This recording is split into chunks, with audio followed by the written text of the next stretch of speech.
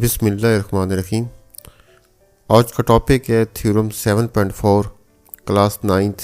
तो इस थ्योरम की स्टेटमेंट है, if three sides of one triangle are equal to the three sides of another triangle then the two triangles are congruent. यानी कि इस theorem में वो कहता है कि आपके पास अगर दो ट्रायंगल्स हों और उनकी तीनों साइड्स आपस में इक्वल हों तो वो दोनों ट्रायंगल्स जो होंगी वो आपस में कॉन्ग्रुएंट होंगी। तो इस थ्योरम में गिवन ये है कि तीनों साइड्स आपस में कॉन्ग्रुएंट हैं और प्रूव हमने ये करना है कि ये दोनों ट्रायंगल्स आपस में कॉन्ग्रुएंट हैं। लेकिन तीनों साइड्स किस तरह आप आपस में इक्वल लेंगे? करस्पॉन्डिंग साइड्स इक्वल होती हैं हमेशा। तो करस्पॉन्डिंग साइड का मतलब है कि जैसी साइड आप इधर लेंगे वैसी साइड आप इधर लेंगे।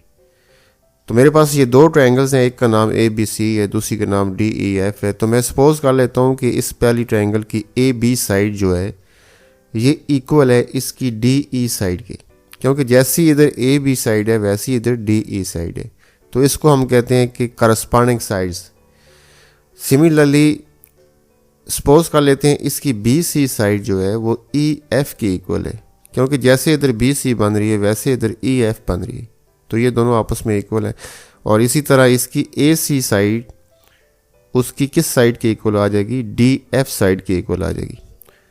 तो अगर ये तीनों साइड्स इन दोनों ट्रायंगल्स की आपस में इक्वल हों तो प्रूव हमने ये करना है कि ये दोनों ट्रायंगल्स आपस में क्या हैं? कॉन्ग्रुएंट हैं। तो गिवन के अंदर आप क्या लिखेंगे कि साइड्स इक्वल हैं, और टू प्रूव में आप क्या लिखेंगे कि ये दोनों ट्रायंगल्स आपस में कॉन्ग्रुएंट हैं। तो गिवन के अंदर आ जाएगा ए बी साइड इक्वल है डी ई साइड के, बी सी ई एफ के इक्वल, ए सी डी एफ के इक्वल, जैसे मैंने आपको अभी बताया। तो टू प्रूव में आप क्या लिखेंगे कि दोनों ट्रायंगल्स आपस में इक्वल है, कॉन्ग्रुएंट है। पहली का नाम ए बी सी है और दूसरी का नाम डी ई एफ है। तो ये हमें प्रूव करना है। अब इन दोनों ट्रायंगल्स को कॉन्ग्रुएंट आप कैसे प्रूव करेंगे? देखिए इनकी तीनों साइड्स तो आपस में इक्वल हैं। हम क्या करेंगे, हम किसी तरह ये प्रूव करेंगे कि इनका एक एक एंगल भी आपस में इक्वल है।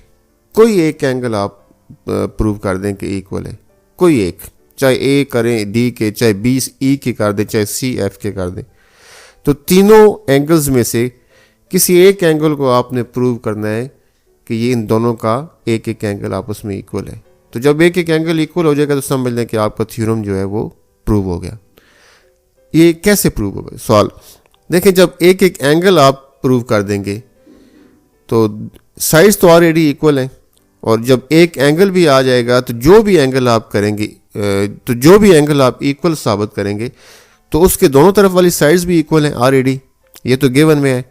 तो जब दोनों साइड्स और बिटवीन वाले एंगल इक्वल हो जाएंगे तो एक रूल है जिसे आप कहते हैं SAS रूल। तो इस रूल की मदद से फिर क्या होगा, इस रूल के मुताबिक क्या होगा, ये दोनों ट्रायंगल्स आपस में इक्वल हो जाएंगी। तो इस थ्योरम में आपने जस्ट ये करना है कि इन दोनों ट्रायंगल्स का एक एक एंगल आपने इक्वल साबित करना है। तो इसके लिए मुझे कुछ कंस्ट्रक्शन करना पड़ेगा। तो कंस्ट्रक्शन में क्या करूँगा, इसको ज़रा आप देखें। कंस्ट्रक्शन में ये करूँगा कि यहाँ पे एक साइड में ड्रा कर रहा हूँ और इसको मैं नाम दे रहा हूँ ई जी। लेकिन ये साइड में किस तरह ड्रा कर रहा हूँ? नंबर 1, दो तरह से। एक तो इसकी जो लेंथ है वो इस ए बी के इक्वल हो। ए बी के मैंने वन का निशान लगाया हुआ है तो यहाँ पे 1 लगा देते हैं। तो ई जी मैंने इस तरह ड्रा की कि ये किसके इक्वल हो? ए बी के, नंबर 1। नंबर 2 पे मैंने इसका एंगल इस तरह बनाया कि ये वाला जो एंगल है ई वाला, इसका नाम है एफ ई जी। ये एंगल इस तरह बनाया कि ये किसके इक्वल हो? बी के इक्वल हो। ये दो काम मैंने किए। जब ई जी को ड्रा किया है तो मैंने दो चीज़ों को ध्यान में रखा है कि ई जी की लेंथ ए बी के इक्वल हो और ई जी का जो एंगल बन रहा है इस एफ ई के साथ वो एंगल इस बी के इक्वल हो। तो ये दो चीज़ें, ये तो सबसे पहले आ गया कि ई जी आपने ड्रा की। नंबर 2, आपने क्या करना है, जी को मिलाना है किसके साथ? एफ के साथ। नंबर 2 हो गया। नंबर 3 पे इस जी को आप डी से मिला दें। तो जब डी को आप जी से मिलाएंगे तो डी एंगल के दो हिस्से हो गए। एक को मैं 1 कह रहा हूँ, दूसरे को मैं 2 कह रहा हूँ। सिमिलरली ये जो जी एंगल है इसके भी दो हिस्से हो गए, एक को मैं 3 कह रहा हूँ, दूसरे को मैं 4 कह रहा हूँ। तो ये सारी बातें आपने कंस्ट्रक्शन के अंदर लिखनी है। तो कंस्ट्रक्शन में आप क्या लिखेंगे कि सबसे पहले आपने ई जी को ड्रा किया, और वो किस तरह ड्रा किया आपने, ए बी के इक्वल, और इसका ये जो एंगल है एफ ई जी ये इस बी एंगल के इक्वल हो। नंबर 2 पे आपने क्या किया, जी को एफ से मिलाया, और नंबर 3 पे आपने क्या किया, जी को डी से मिलाया, और नंबर 4 पे फिर आपने जो एंगल्स बने उनको आपने नाम दे दिए। कौन से नाम दिए, 1 2 3 एंड 4। तो ये सारी बातें आपने कंस्ट्रक्शन में लिखनी है। तो ये किस तरह लिखेंगे, तो कंस्ट्रक्शन में आप लिखेंगे draw G E such that G E equal है ए बी के, और एंगल बी जो है इक्वल है एंगल एफ ई जी के, नंबर 1। नंबर 2 पे आप लिखेंगे जॉइन जी टू एफ, और नंबर 3 पे जॉइन जी टू डी, और नंबर 4 पे आप लिखेंगे name angles, angle 1, angle 2, angle 3 and angle 4 as shown in figure. तो ये कंस्ट्रक्शन आपने लिखना है। इसके बाद आते हैं हम प्रूफ पे। प्रूफ में सबसे पहले मैं क्या करूँगा कि ये जो ट्राइंगल है ए बी सी, और ये जो ट्राइंगल है जो कंस्ट्रक्शन में आपने बनाई है ई एफ जी, मैं प्रूव करूँगा कि ये दोनों आपस में कॉन्ग्रुएंट हैं। तो इसके लिए आप लिखें in triangle A B C and triangle E F G. इनमें चेक करते हैं कौन सी चीज़ें आपस में इक्वल है। तो सबसे पहले आप देखें इसका बी सी इसके ई एफ के इक्वल है, तो लेकिन B C is equal to E F, और ये क्यों इक्वल है, ये तो गिवन है, तो इसकी ब्रैकेट में लिखें आप ये गिवन है। इसके बाद इसका एंगल बी और इसका ये एंगल ई जो है, नीचे वाला एंगल, ऊपर वाला नहीं नीचे वाला, यानी इसका नाम है एफ ई जी, तो ये दोनों आपस में इक्वल है। तो लिखें एंगल ई जो है इक्वल है एंगल एफ ई जी। ये क्यों इक्वल है, इसकी रीज़न दें कि ये तो कंस्ट्रक्शन है, ये कंस्ट्रक्शन में हमने इक्वल बनाए थे। इसके बाद तीसरी चीज़ जो है, इसकी ए बी साइड इसकी ई जी के इक्वल है, तो लिखें A B side is equal to E G, और ये क्यों है, ये भी कंस्ट्रक्शन आपने किया था, ए बी के बराबर आपने ई जी को ड्रा किया था, तो इसको भी आप लिखें कि ये भी क्या है, कंस्ट्रक्शन है, सेम कर दें ये। अब 3 चीज़ें चेक करें कौन सी आपने इक्वल साबित की हैं। ये पहली एक साइड है, फिर एक एंगल है, फिर एक साइड है। तो एस ए एस रूल के तहत ये दोनों ट्रायंगल्स आपस में क्या होंगी, इक्वल होंगी। तो आप लिखें so triangle A B C is congruent to triangle E F G. जब दो ट्रायंगल्स आपस में कॉन्ग्रुएंट होती हैं तो उनके तमाम करस्पॉन्डिंग पार्ट्स आपस में क्या होते हैं, इक्वल होते हैं। तो इसका मतलब है इसका एंगल ए इसके किस एंगल के इक्वल आएगा, जी के इक्वल आ जाएगा। तो लिखें angle A is equal to angle G, number 1। Number 2 पे इसकी ए सी साइड इसकी किस साइड के इक्वल आएगी, जी एफ के इक्वल आ जाएगी। तो लेकिन A C side is equal to G F. इन दोनों का जो रीज़न है वो आप क्या देंगे, C P C T, corresponding parts of congruent triangles, ये इसका रीज़न आ जाएगा। अच्छा, इसको मैं नंबर 1 कह रहा हूँ और इसको मैं नंबर 2 कह रहा हूँ। अच्छा, मुझे ये बताएं कि गिवन के मुताबिक ए सी किसके इक्वल था, डी एफ के इक्वल था। चेक करें, ए सी और डी एफ आपस में इक्वल थे। तो लिखें आप but A C is also equal to D F. ये तो आपको गिवन है, इसकी रीज़न आप लिखें कि ये तो गिवन है हमें। इसको नंबर 3 का नाम आप दे दें। इसको सपोज कर लेते हैं ये इक्वेशन नंबर 3 है। अब इक्वेशन 2 और इक्वेशन 3 का ज़रा कंपैरिजन करें आप। इक्वेशन 2 में जी एफ ए सी के इक्वल है और इक्वेशन 3 में डी एफ ए सी के इक्वल है, यानी कि ये दोनों ए सी के इक्वल है, इन दोनों की वैल्यू सेम है। तो इसका मतलब है ये दोनों आपस में क्या होंगे, इक्वल होंगे। तो आप लिखें so G F is equal to D F. इसको नंबर 4 का नाम दे दें, दिस इज़ नंबर 4। सिमिलरली मुझे बताएं गिवन के मुताबिक ए बी किसके इक्वल था, डी ई के इक्वल था। आप लिखें also A B is equal to D E, A B is equal to D E. इसकी रीज़न क्या थी, ये गिवन है। लेकिन ए बी कंस्ट्रक्शन में हमने किसके इक्वल बनाया था, ई जी के, यानी ई जी हमने ए बी के इक्वल बनाया था, तो ए बी और ई जी भी आपस में क्या है, इक्वल है। तो आप लिखें but A B is also equal to E G, और इसकी रीज़न क्या लिखेंगे कि ये क्या था, this was construction, this was over construction. इसको नंबर 5 नाम देंगे और इसको नंबर 6 नाम देंगे। अब 5 और 6 का ज़रा आप कंपैरिजन करें। 5 में डी ई किसके इक्वल है, ए बी के इक्वल है, और 6 में ई जी किसके इक्वल है, ए बी के इक्वल है। इसका मतलब है डी ई और ई जी दोनों किसके इक्वल हैं, ए बी के इक्वल है। इन दोनों की वैल्यू सेम हो गई, तो इसका मतलब है ये दोनों आपस में क्या हो गई, इक्वल हो गई। आप लिखें so D E is equal to E G. इसको नंबर 7 का आप नाम दें। इसके बाद आप ये जो ट्रायंगल बन रही है हमारे पास साइड में जो ट्रायंगल बन रही है डी ई जी, इस पे ज़रा आप आ जाए। ये वाली ट्रायंगल, इसको मैं अलग करके अगर बना लूँ तो यहाँ पे ई है, यहाँ पे डी है और यहाँ पे जी है। इसमें यहाँ पे एंगल 1 है, यहाँ पे एंगल क्या है 3 है, और डी ई और जी ई आपस में क्या है, दोनों इक्वल है। ये अब 7 में हमने प्रूव कर दिया कि डी ई बराबर है ई जी। तो ये एक ऐसी ट्रायंगल है जिसकी दो साइडें आपस में क्या है, इक्वल है। अगर साइड्स इक्वल हों तो ऑपोजिट एंगल्स क्या होते हैं, इक्वल होते हैं। इसका मतलब है 1 और 3 क्या होंगी, आपस में इक्वल होंगे।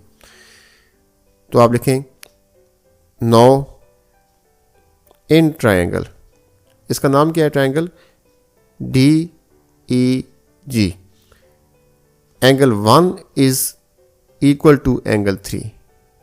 तो इसकी रीजन में आप लिखते हैं बाई 7।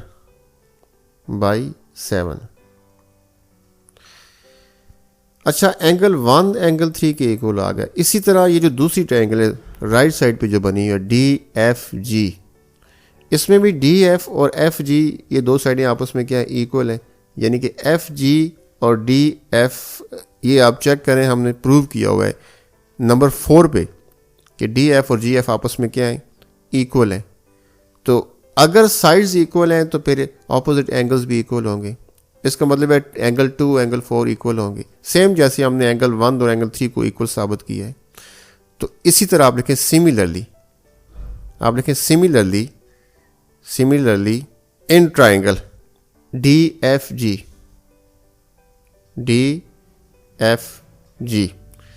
एंगल 2 एंगल 4 के इक्वल आ जाएगा। एंगल 2 इक्वल आ गया एंगल 4 की। इसकी रीज़न आप क्या देंगे, इसकी रीज़न आप लिखें नंबर 4, क्योंकि नंबर 4 के मुताबिक इस ट्रायंगल की दो साइड्स आपस में इक्वल हैं। तो अगर दो साइड्स इक्वल हों तो इन साइड्स के ऑपोजिट एंगल्स भी क्या होते हैं, इक्वल होते हैं। तो लिखें बाई 4। अब ये 1 इक्वल है 3 के, इसको मैं नाम दे रहा हूँ, नंबर 7 तक हो गया, इसको नंबर 8 नाम दें, नंबर 8, और इसको नंबर 9 का नाम आप दें। अब 8 और 9 को आपने आपस में क्या करना है, आपस में आपने ऐड करना है। तो आप लिखें 9 एडिंग 8 एंड 9, 8 और 9 को ऐड कर लें। तो जब दो इक्वेशंस को आप ऐड करते हैं तो लेफ्ट साइड आपस में ऐड होती हैं, राइट साइड आपस में ऐड होती हैं।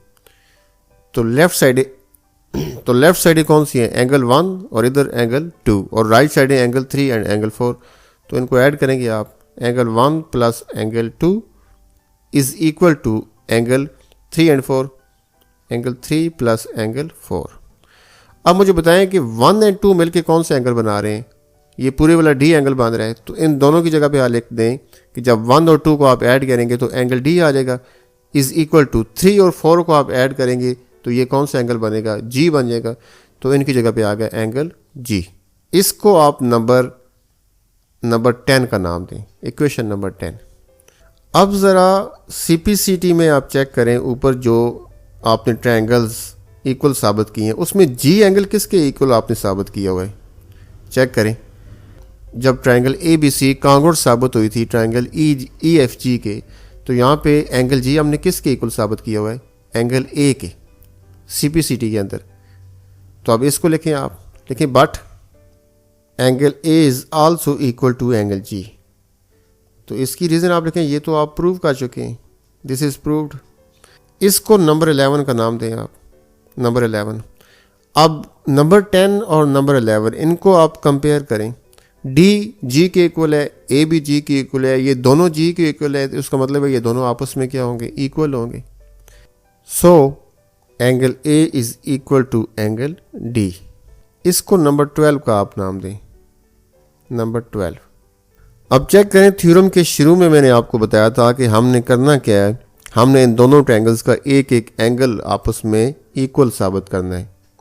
तो मैंने साबित कर दिया कि एंगल ए और एंगल डी आपस में क्या है, इक्वल है। अब सिंपल मैं इन दोनों ट्रायंगल्स की करस्पॉन्डिंग लूँगा और उसमें मैं कौन सा रूल लगाऊंगा, SAS रूल। इस तरह ये दोनों ट्रायंगल्स आपस में कॉन्ग्रुएंट हो जाएंगी और इस तरह हमारा थ्योरम सॉल्व हो जाएगा। तो आप लिखें in triangle ABC and triangle DEF। सबसे पहले इसकी AB साइड इसकी DE के इक्वल हो जाएगी, AB is equal to DE। ये क्यों, ये गिवन है आपको, इसकी रीज़न आप लिखें कि ये तो गिवन है, दिस इज़ गिवन। और उसके बाद इसका एंगल ए इसके एंगल डी के इक्वल हो गया, angle A is equal to angle D. ये क्यों, ये अभी हमने प्रूव किया है। चेक करें आप, इक्वेशन नंबर कितनी है, 12 है, तो ये तो प्रूव है। तो इसके आगे आप रीज़न लिखें कि ये तो प्रूव्ड है, प्रूव्ड है, या प्रूव्ड लिखते हैं या लिखें आप by 12 angle A angle D के इक्वल हो गया। इसके बाद इसकी AC साइड इसकी DF की इक्वल होगी, तो आप लिखें AC is equal to DF। और इसकी रीज़न क्या देंगे आप, ये भी गिवन है, ये तो शुरू में 3 साइडें इक्वल थी ना, तो ये तीसरी साइड है AC और DF। आप चेक करें कौन सी 3 साइडें आपने इक्वल साबित की हैं, एक एक साइड है, एक एक एंगल है और फिर एक एक साइड है। तो SAS रूल के तहत ये दोनों ट्रायंगल्स आपस में क्या होगी, इक्वल होगी। आप लिखें so triangle ABC is equal to triangle DEF। This was over required proof. शुरू में चेक करें कि हमारा जो प्रूफ था वो क्या था। Triangle ABC is congruent to triangle DEF। तो थ्योरम का एंड हमेशा किस चीज़ पे होता है, उस चीज़ पे होता है जो चीज़ हमने प्रूव करनी होती है। End of lesson. अल्लाह हाफिज़।